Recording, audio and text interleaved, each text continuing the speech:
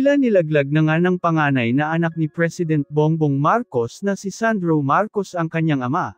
Ito nga ay matapos nitong aminin sa isang interview na hindi perpekto ang kanyang ama at may mga palpak din itong desisyon. Sa kabila nito, malaki pa din daw ang tiwala ni Sandro na maaayos din kung anuman ngayon ang mga pagsubok na kinahaharap ng kanyang ama at ng ating bansa.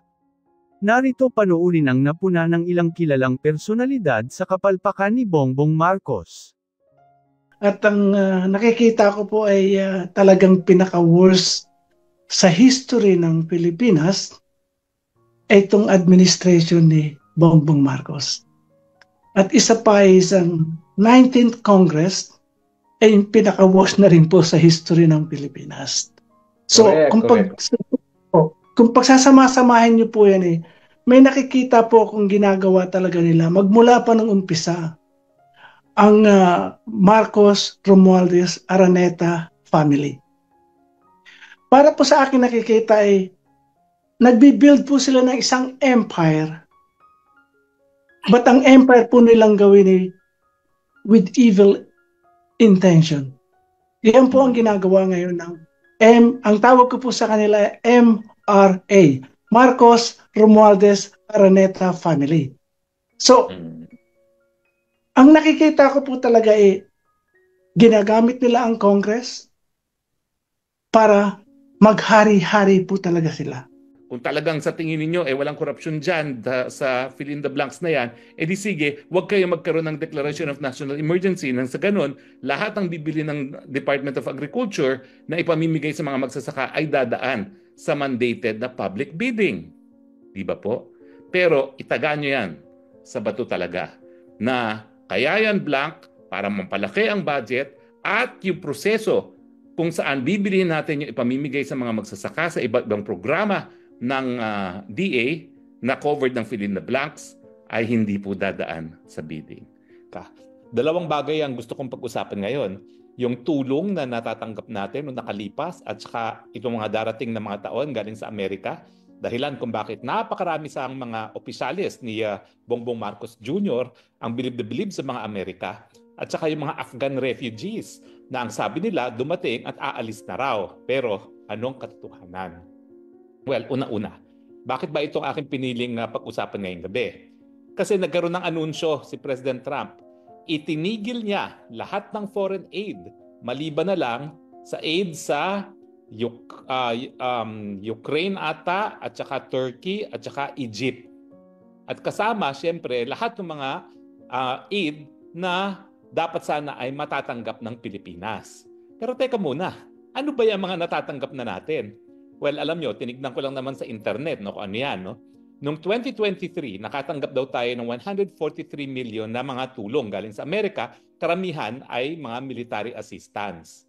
Nitong 2024, noong July, matapos na manggaling sa Amerika itong si Junior, nangako ang mga Amerikano ng 500 military assistance. Paano ginawa yung pangakong yan? Sa pamamagitan ng isang panukalang batas sa Kongreso. So actually, hindi po pangako yon na talagang tunay na pangako kasi depende pa rin sa Kongreso kung popondohan nga nila yung panukalang batas na yan. Pero alam nyo po, yung panukalang batas na yan is sinalang ng July of 2024 hanggang ngayon po walang nangyari. At ngayon po, bago ng Kongreso, dahil nag-eleksyon na rin ng mga Amerikano, kinakailangan i-refile yan. So ibig sabihin, ang huling nakuha nating assistance sa Amerika ay 2023 pa. 147 million.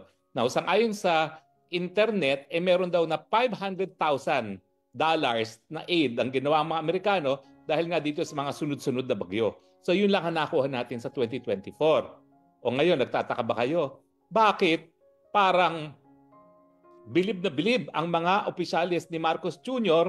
sa mga Amerikano? To the point na walang bayad, pinagamit pa nila yung mga base militar natin, dinagdagan pa ng 4. Kasama na yung mga base militar na napakalamit sa Taiwan, dahilan para nga maging maabala ang China dahil napakalapit niyan sa Taiwan. Obviously, gagamitin yung ating mga base militar pag magkakaroon ng gera sa panig ng Amerika at ng China, dahil nga sa Taiwan. Kung talagang para sa Pilipinas yung mga base militar na ginagamit ng mga Amerikano, ba't hindi dun kayo sa Pag-asa Island na magkaroon ng EDCA, Kasi yun naman talaga ang pinag-aawayan.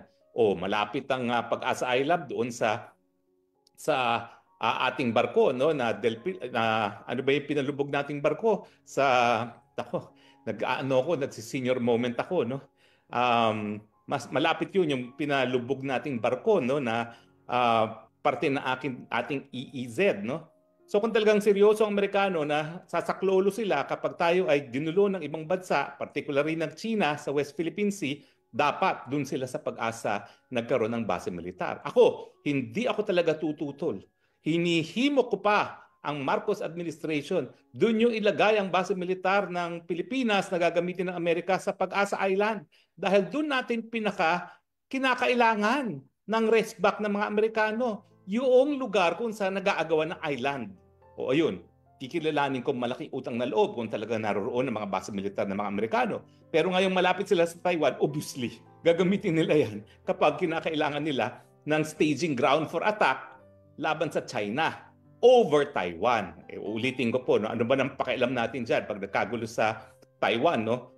Alam nyo, kapag gumamit ng dahas ang China para ma-recover ang Taiwan, para ding Pilipinas na gumamit ng dahas laban sa ISIS Maute nung kinuha nila ang Marawi City. Walang kahit sinong bansa magrereklamo kapag gumamit ka ng dahas para protektahan ang iyong territorial integrity.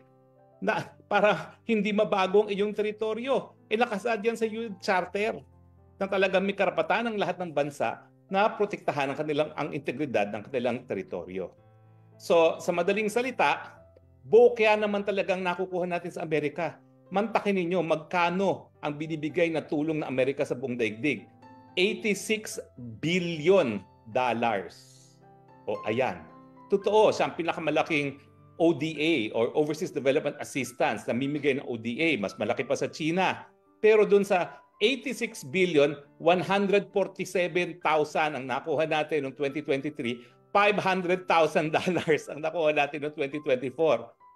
Ang nakakatawa dyan, yung 2023-2024, doon pa natin pinagamit yung 2 base militar na malapit sa Taiwan para gamitin ng Amerikano sa isang gera na wala naman tayong interes.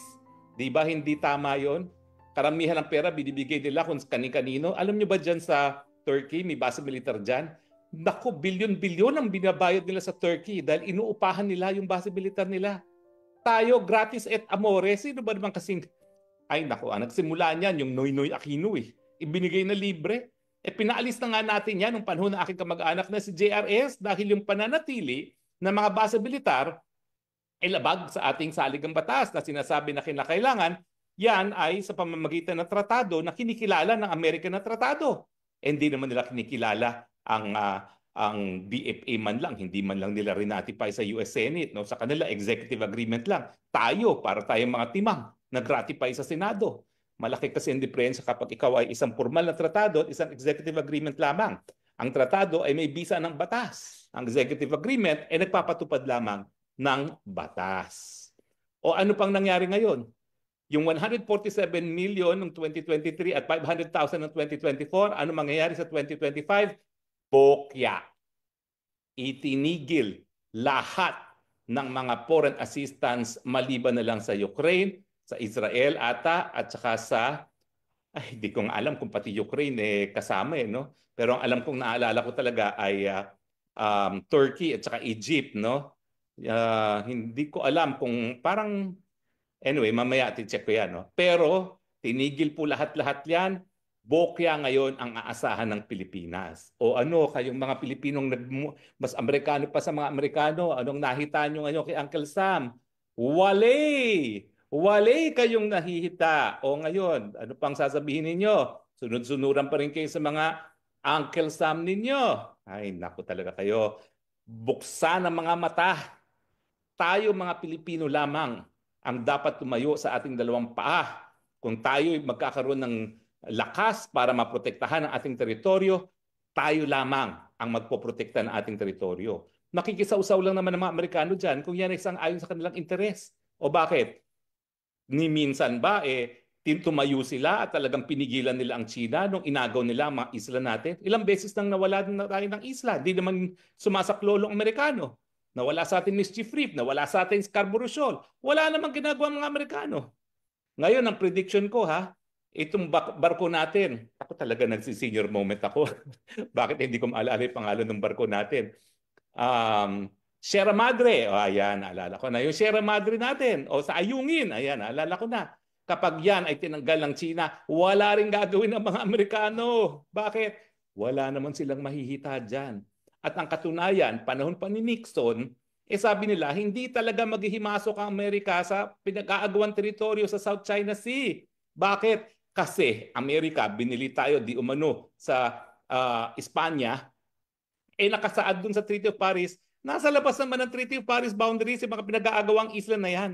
So pati mga Amerikano, hindi kinikilala ang titulo natin dyan sa pinag-aagawang isla ng South China Sea. So bakit yun naman aasahan ng ang inyong American Big Brothers na sasaklolo sa atin? Hindi naman sila naniniwala na meron nga tayong titulo dyan sa mga isla natin. Gising, gising, gising! Nako, maraming mga naiiwan, napupulot sa kangkungan dahil sila ay mangmang sa realidad. Pero, bokya na nga tayo sa makukuha ngayon sa 2025. Alay, alam niyo ba nangyari? Yung mga Afghan empleyado ng mga Amerikano, hindi po sila refugees ha. Kasi kung refugees sila, may karapatan talaga sila na manatili sa ating bansa. Kasi ang pagiging refugees, ang ayon sa tratado ng karapatan ng refugees at asylum seekers, may karapatan silang manatili sa isang third country habang tinitignan o dinidinig yung kanilang kaso kung sila nga ay magsasatisfy ng requirements para maging refugee asylum seeker. Ano yung requirement na yan? Dapat ikaw ay, number one, umiiwas sa labanan na nangyayari sa iyong inang bayan. Pangalawa, ikaw ay biktima ng persecution, pang-aapi dahil sa iyong paniniwala. So kung sila ay refugees, abay, wala tayong magagawa. Obligasyon natin yan, ayon sa tratado, na talagang panatiliin sila rito habang nag-iimbestiga kung dapat nga ba silang bigyan ng refugee status. Pero hindi po sila mga refugees. Sila ay mga empleyado ng Amerika na iniwan nila nung sila ay lumaya sa Afghanistan. Natural, pag-iinitan niya mga yan dahil mantakin mo, mga Afghan yan, kinampihan nilang dayuhan na lumusob sa kanilang bayan. Kung nangyari sa atin sa Pilipinas yan, anong tingin niyo mga makapiling mga Pilipino na kakampi sa dayuhan? Di ba? Mabubuisit din kayo.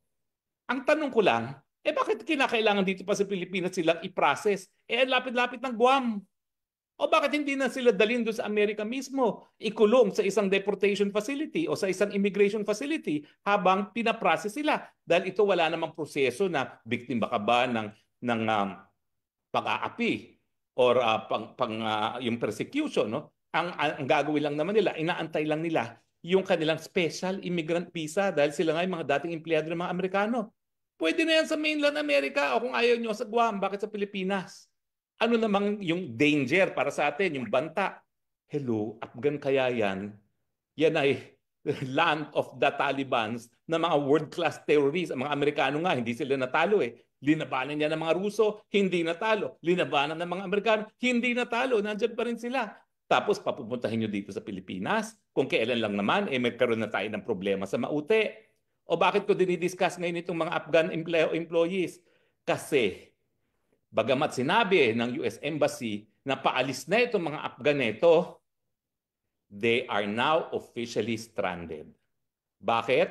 Dahil yung kanilang relocation sa Amerika kasama dun sa finiris ni President Trump na foreign aid.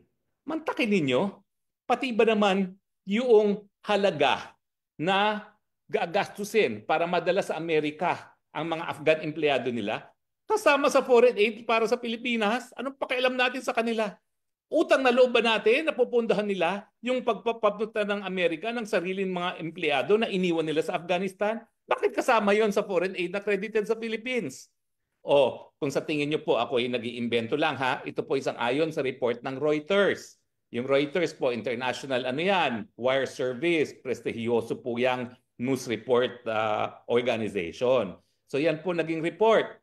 Stranded indefinitely ang mga Afghan employees dito sa Pilipinas dahil ang kanilang gastos para sana makarating ng Amerika sakop ng freeze order ni Trump. Paano na ngayon yan? Ang akala natin sandali lang sila at wala tayong gastos. Ngayon, sino magpapakain doon? Matitiis ba natin na nagutom yan? Dami-dami ng mga Pilipino nagugutom, mapapakainin pa natin mga Afgan. At saka, gaano katagal? O sabi nila sandali lang. O mababantayan ba nila yan? Kung tumakas yan at kung yung mga asawa ng mga empleyado mga Taliban talaga at mga deep penetration agent, ano mangyayari? Alam nyo, sa karanasan ng mga bansa na nagkakaroon ng digmaan at may mga refugee centers, ito mga refugee centers na tunay na mga ordinaryong mamamayan na umiiwas sa labanan o di naman kaya biktima ng persecution, nagkakaroon talaga ng deep penetration agents. Bakit? Ang gusto nila kasi ma-penetrate yung refugee camps at patayin lahat ng kalaban ng kanilang estado. Ay, kayo ba'y magtataka kung mayroong mga deep penetration agents sa Taliban para malaman nila kung sino yung mga taksil ng mga nagtrabaho sa mga Amerikano para patayin sila? Buti sana kung sila lang magpatayan. Paano kung lumabas yan at magkalat na naman ng lagim dyan sa Mindanao? Ano na mangyayari dyan?